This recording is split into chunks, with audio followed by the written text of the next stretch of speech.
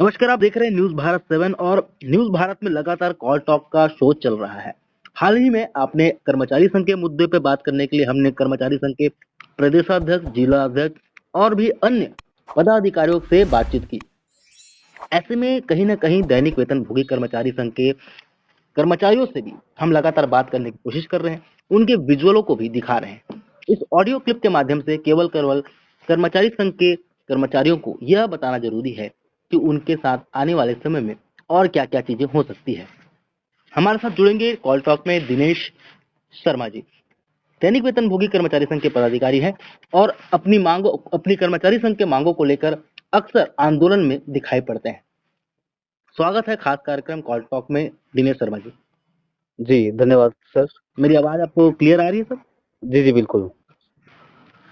जितने भी दर्शक हमारे ऑडियो और वीडियो को देख रहे हैं, मैं आपसे अनुरोध करता हूं कि आपने पूर्व में इनके विजुअल को भी देखा और साथ ही साथ कर्मचारी संगठन में होने वाले निर्माण भवन के घेराव को भी आपने देखा। ऐसे में यह प्रतीत होता है कि आने वाले समय में कर्मचारी संघ और भी उग्र आंदोलन करता है अगर सरकार के द्वारा से आश्वासन और केवल आश्वासन मिलता है। मेरा पहला सवाल शर्मा जी आपसे यह है, निर्माण जी। भवन घेराव क्यों जरूरत पड़ी? जी सर, बड़ा महत्वपूर्ण सवाल है कि आखिर निर्माण भवन घेराव की आवश्यकता क्यों पड़ती है? तो 2008 से सर जो पूर्ववर्ती सरकार थी जी, डॉक्टर रमन सिंह की, तब से दैनिक वेतनभोगी कर्मचारियों की जानकारी मांगी जा रही है और तब से लेकर के आज तक 15 साल हो गए हैं। जी, दैनिक वेतनभोगी कर्मचारियों की जानकारी भी एग्जाई नहीं हो पाई है। तो ऐसे परिस्थिति में नियमितीकरण की बात तो बेमानी होगी और हालांकि हम लोग सब आशावान लोग हैं, आशा करते हैं कि सरकार नियमितीकरण देगी वर्तमान भूपेश बघेल की, लेकिन जब आपकी जानकारी तक नहीं जा पाती सर तो घेराव करना पड़ता है और ये तीसरी घेराव थी और मजबूरी में हमने उग्र प्रदर्शन किया, तालाबंदी किया। जी। पूर्व में आपने तालाबंदी भी इसमें किया था क्योंकि उस समय कवरेज में न्यूज भारत की टीम भी गई थी। मेरा लेकिन यह कहना है दिनेश शर्मा जी, अगर सरकार के द्वारा या प्रशासन के द्वारा, क्योंकि ये बात पूर्व में भी कही गई है कि कर्मचारी संगठनों से उनके कर्मचारी लोगों की आंकड़े मांगे जा रहे हैं। टीडी का भी रिपोर्ट आया था हाल में ही और जी। भी बहुत सारी रिपोर्ट आ रही थी कि इसमें कर्मचारी संघ की संख्या कितनी है, कौन से कर्मचारी दैनिक वेतन है, कौन से कर्मचारी अनियमित कर्मचारी है और कौन से प्लेसमेंट अन्य बहुत सारे विभागों की जानकारी मंगाई गई है। ऐसे जी। में दैनिक वेतनभोगी कर्मचारियों की संख्या कितनी है जो अलग-अलग विभागों में काम कर रहे हैं? जी, पूरे छत्तीसगढ़ में दैनिक वेतनभोगी कर्मचारियों की संख्या लगभग 40,000 है जी, और दैनिक वेतनभोगी कर्मचारी वे कर्मचारी हैं जो कलेक्टर दर पे, श्रमायुक्त दर पे जी। कार्य कर रहे हैं, लगातार काम कर रहे हैं और 3 साल काम करने पर उनके नियमितीकरण की जो है श्रमायुक्त का आदेश है, जो कि उसका पालन नहीं किया जा रहा है, यह दुखद है। जी। लगभग 5,000 कर्मचारियों को मैंने एक रिपोर्ट कहीं से सुनी थी, क्योंकि कल आपको हिरासत में लिया गया था कुछ समय के लिए। यह गर्मा-गर्मी लगभग जी। सुबह से काफ़ी रात तक चली, आपको जी। जी। हिरासत में भी लिया गया। हालाँकि देर रात जी। आपको छोड़ दिया, बहरहाल वो विषय नहीं है। इसमें जी। से कर्मचारियों संघ के कर्मचारी और जो अन्य आपके साथी हैं, उनको क्या जी। इस प्रतिफल का लाभ मिलेगा?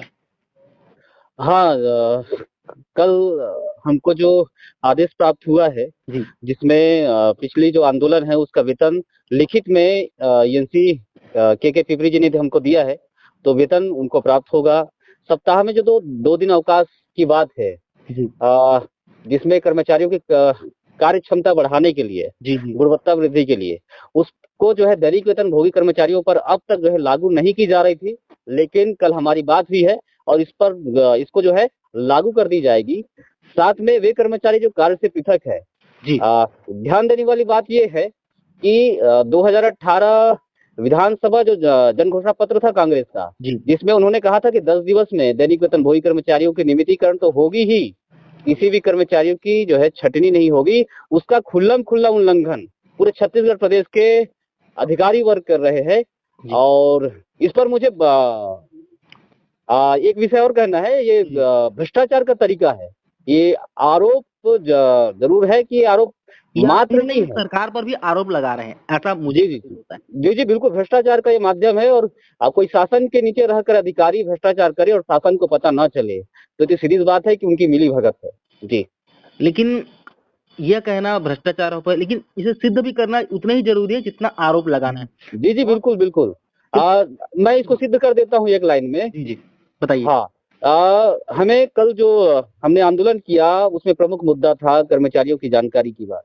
जी और विधानसभा, पिछली विधानसभा में ही जो अभी गत विधानसभा हुई है जी उसमें छत्तीसगढ़ शासन ने आंकड़ा प्रस्तुत किया है। लोक निर्माण विभाग में 5,939, ये जी 5,939 आंकड़ा प्रस्तुत उन्होंने किया है। जी जबकि जब आंकड़े के ब्यौरा के रूप में हम जाएंगे, देखने जाएंगे, तो ईएनसी ऑफिस के कर्मचारी जो 104 लोग कार्यरत थे उनकी भी जानकारी जो है नहीं भेजी गई है। तो किस आंकड़े के तहत इस प्रकार की इनके द्वारा बात की गई है कि उनके द्वारा 5,939 कर्मचारी कार्यरत थे। तो और पिछले वर्ष ही 1600 कर्मचारी, जी जी 1600 कर्मचारी नए कर्मचारी रखे गए। तो 1600 नए कर्मचारी रखने की आवश्यकता क्यों पड़ी? जी जबकि इन्होंने कहा है, अभी फिलहाल गवर्नमेंट का स्टेटमेंट है जी कि एक और जहां रिक्त पद होते जाएंगे, हम अपने कर्मचारियों को नियमित करेंगे। जी तो 1600 रिक्त पद यदि हुए थे तो उनको नियमित करना चाहिए था। तो आंकड़ा प्रस्तुत करे सरकार। तो स्पष्ट है इसमें कि 1600 कर्मचारियों का जो है रिक्त नहीं हुआ, बल्कि 1600 कर्मचारियों का फर्जी वाउचर बनाया जा रहा है। जी, आपकी बातें कहीं न कहीं एक सत्यता को प्रतीत करती है, क्योंकि बहुत काफ़ी सालों से कर्मचारी संगठनों और कर्मचारी साथियों के साथ काफ़ी अन्याय हो रहा है, और कहीं न कहीं सरकार और विपक्ष पार्टी भी, अब राजनीति स्तर पर बात करें तो बातें बहुत सारी होती है। लेकिन अगर मैं एक पत्रकार और एक जर्नलिस्ट के नज़रिए से अगर देखा जाए, तो हाँ, प्रदेश के हालात अभी उतने स्थिर नहीं है जितना पहले थे। मैं जी, और भी अन्य बातें आपके सामने रखना चाहता हूँ, और भी मेरे साथ बहुत सारे विषय हैं। अगर जी, मैं बात करूँ अन्य संगठन के अध्यक्ष, जैसे कि अनियमित कर्मचारी संघ के संगठन के अध्यक्ष हैं अपने रवि गढ़पाले, मध्याह्न भोजन की रसोइया संघ नीलू ओगरे, इन लोगों को भी पुलिस द्वारा आंदोलन के दौरान गिरफ्तार किया गया था। ये जी। सही है या गलत है? बड़ा दुखद कि विषय है ये। भारत एक लोकतांत्रिक देश है, प्रोटेस्ट जी, करना हर एक जी, इंसान का मौलिक अधिकार है। मैं ये नहीं कहता कि गलत है, आप नारेबाजी कीजिए, प्रदर्शन कीजिए। हाँ, अगर कहीं पर पुलिस प्रशासन को लगता है कि ये उस प्रतिक्रिया से आगे जाकर काम कर रहे हैं, तो उन्हें गिरफ्तारी किया जाता है। लेकिन अगर किसी संगठन के रूप में टारगेट रख के किसी एक पर्टिकुलर विषय को लेकर उन्हें गिरफ्तार किया जाना है, तो मैं इसके पक्ष में बिल्कुल नहीं हूँ। लेकिन ये मेरी विचारधारा हो सकती है, मैं आपकी विचारधारा की बात करूंगा।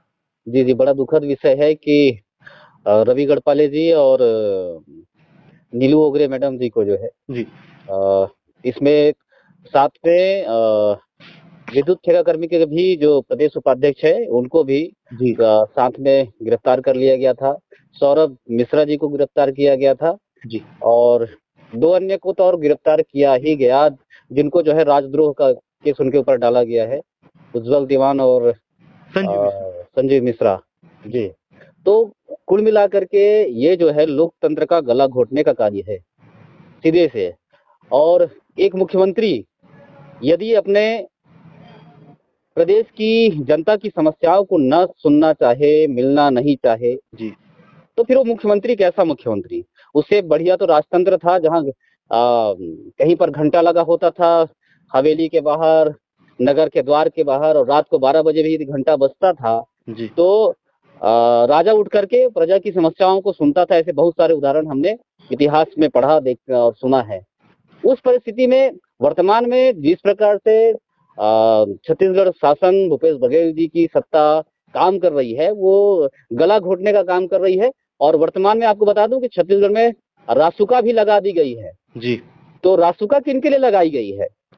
रासुका उनके लिए लगाई गई है जो भूपेश बघेल के नीति के विरुद्ध आवाज उठाएंगे। हमारी कोई दुश्मनी नहीं है, हमारा कोई वैर नहीं है, जी न भूपेश बघेल जी से, न उनकी सत्ता में आसीन मंत्रियों से। लेकिन हम तो नीति का विरोध करेंगे। उन्होंने गंगा जल हाथ में लेकर के कसम खाई थी कि हमारी सरकार आएगी तो हम 10 दिन में निवितीकरण करेंगे। पहला साल किसानों का, दूसरा साल कर्मचारियों का। तो ये झूठ बोलते बोलते बोलते इन्होंने तो हद ही पार कर दी है।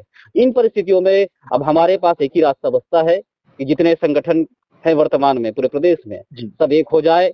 चाहे वो किसान हो, चाहे कर्मचारी हो, संविदा हो, अनियमित हो, और प्लेसमेंट हो, जॉब दर हो, तदर्थ हो, सभी प्रकार दैनिक वेतन भोगी कर्मचारी, सभी प्रकार के। मैं छत्तीसगढ़ में उन निवेशक अभिकर्ता संघ को भी मैं साथ में जोड़ता हूँ, जी। जिनकी संख्या 5 लाख है, 5 लाख नियमित कर्मचारी हैं, 10 लाख और विभिन्न संगठन प्रदेश में जिन पर जो है छत्तीसगढ़ शासन ने कहीं न कहीं दुस्साहस किया है, प्रताड़ित करने का कार्य किया है। सबसे आग्रह करता हूँ, आइए एक मंच पे आइए और इसका मुंहतोड़ जवाब दें। जी। मेरा अंतिम सवाल रहेगा दिनेश शर्मा जी, ज़्यादा समय आपका नहीं लूँगा, लेकिन मैं जो महत्वपूर्ण सवाल जो पूछ रहा हूँ और ये मेरे लिए जायज़ है, मैं सभी संगठनों के कर्मचारियों संघ के पदाधिकारियों से सवाल पूछता हूँ। जी। बजट सत्र आने वाला है मार्च में। जी। क्या आपको लगता है कि इस बजट सत्र में इस समस्या का हल या निराकरण निकलेगा? देखिए, सामने विधानसभा चुनाव भी है। जी, पाने को सारा जहां है, जी, हम पूरा आसमान नहीं मांगते।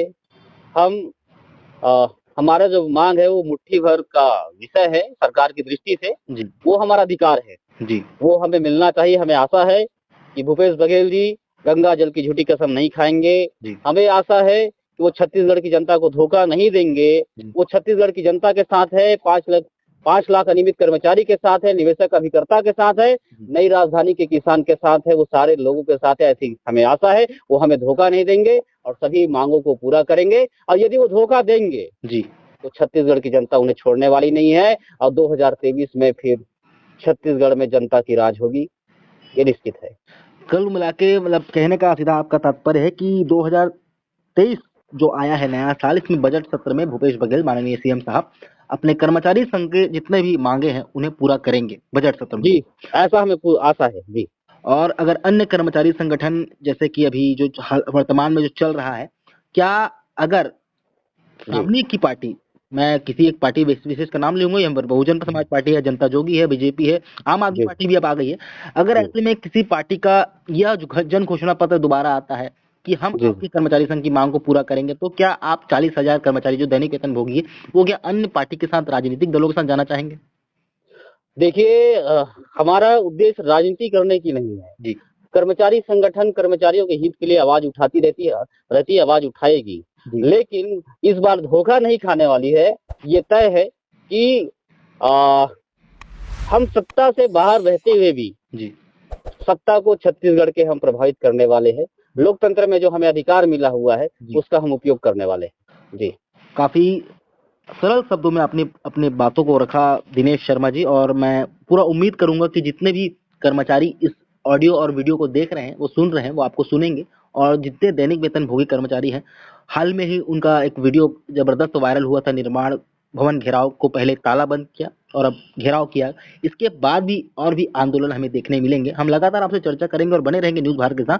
देखते रहिए।